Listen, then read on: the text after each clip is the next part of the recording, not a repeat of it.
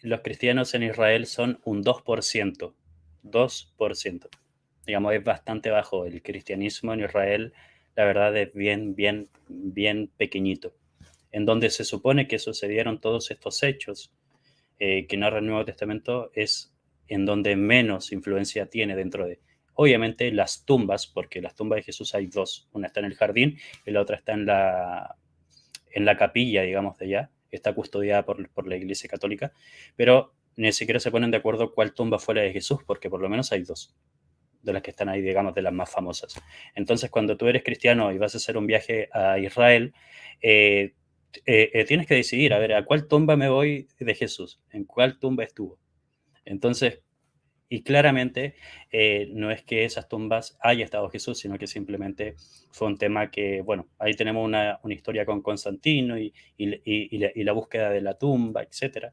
Pero en realidad no es que desde los principios de los tiempos las tumbas que hoy ven a muchas personas viajando, yendo hasta allá, haciendo videos conmovedores y todo, hayan sido de Jesús. No. E incluso lo más probable es que el hecho o la parte de José de Arimatea sea un añadido posteriormente que no haya estado. Y lo más común y lo que la mayoría de los expertos en historia estamos de acuerdo en que Jesús haya sido arrojado a una fosa común y no en realidad a una tumba de un ricachón como José de Arimatea. Otro tema que también es bien importante de ir aclarando es la resurrección de Jesús, en cuanto a lo narra el propio texto. Las personas no reconocían a Jesús. En Lucas tienes un pasaje completo en que los discípulos se encuentran a Jesús resucitado, Jesús comparte con ellos todo el día y los discípulos no se dan cuenta hasta la noche por unas cosas que dice Jesús, que era Jesús. Entonces, ¿cómo resucitó Jesús? ¿En otro cuerpo? ¿De otra forma? Entonces, ahí vemos una pluralidad de textos que ni siquiera los discípulos habían reconocido a Jesús. Y después tenemos otro texto que tiene al discípulo que tiene que tocar para creer. Si alguien ahí me lo recuerda en los comentarios, ¿quién era?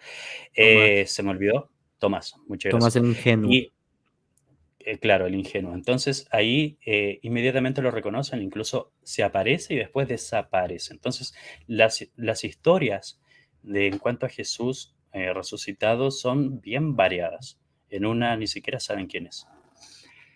Eh, Aquí hay más ateos que creyentes, ¿no? Para solo un tema, los cristianos, los primeros cristianos para Roma eran ateos. Punto para el cristiano digamos, más literalista, mira, y lo voy a explicar por qué. Para los judíos tenían un templo, tenían donde congregarse, todo. Y era algo normal para Roma de ver a los judíos, digamos, que se congregasen en un templo para su, llamémoslo así, entre comillas, religión. Roma tenía sus propios cultos y sus propias formas de entender. Pero cuando comenzó el cristianismo primitivo, no tenían un templo, sino que digamos, se mantenían secretamente, se reunían secretamente muchas veces en las sinagogas o a veces iban ciertos cristianos a las sinagogas judías a debatir, según el texto que narra Pablo. Pero desde la visión romana, cuando nosotros comenzamos a ver los escritos, Roma o los historiadores romanos ven a los primeros cristianos como ateos, como personas que no tienen templo, no tienen lugar, no tienen un Dios visto como tal, como en sí, tienen una gran superstición, según Tácito, como cuando lo menciona. Digamos que esta gran superstición le llaman a su maestro resucitado, pero en sí no tienen un lugar de adoración como tal. Entonces, en realidad los cristianos eran vistos como ateos o bichos raros dentro de los primeros siglos. Así que, Cristian, cuidado con el tema de los ateos, que los cristianos en su principio fueron vistos así. Eh, Es más, si me permites dar un comentario no tan histórico, un poco más al aspecto lógico, que a mí me dicen ateo las personas que son dogmáticos, y yo no sé, yo soy lo opuesto de ser ateo, ¿sí?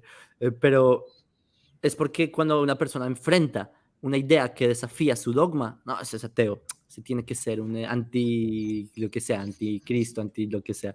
Pero no, no siempre es así, simplemente hay dos posturas que una persona bien perfectamente no atea puede plantear y la cataloguen así erróneamente.